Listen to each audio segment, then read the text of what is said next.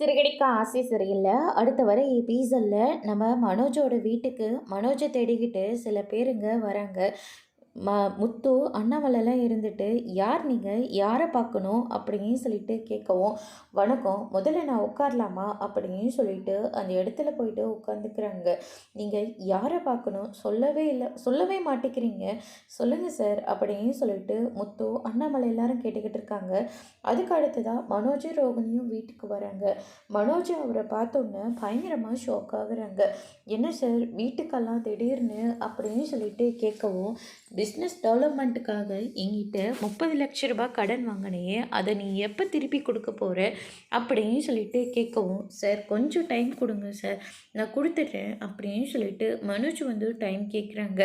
சரி, நீ சொல்கிற டைமை நான் கொடுக்குறேன், ஆனால் உங்கள் அப்பாவோ இல்லை அம்மாவோ இதில் சைன் போடணும் அப்படின்ற மாதிரி சொல்லிடுறாங்க. இதை கேட்டோன்னே மொத்த பேரும் ஷாக் ஆகுறாங்க. முத்து இருந்துட்டு அதெல்லாம் போட முடியாது, என்ன பண்ண முடியும் அப்படின்ற மாதிரி கேட்டுக்கிட்டு இருக்காங்க.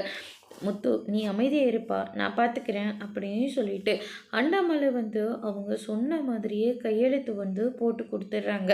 அதுக்கு அடுத்து தான் பார்த்திங்கன்னா, நான் வந்த வேலை முடிஞ்சிருச்சு அப்படின்னு சொல்லிட்டு அங்கேருந்து கிளம்பி போகிறாங்க. மனோஜை போயிட்டு முத்து பயங்கரமாக திட்டுறாங்க. நீ எல்லாம் அடங்கவே மாட்டியடா அப்படின்ற மாதிரி கேட்டுக்கிட்டு இருக்காங்க.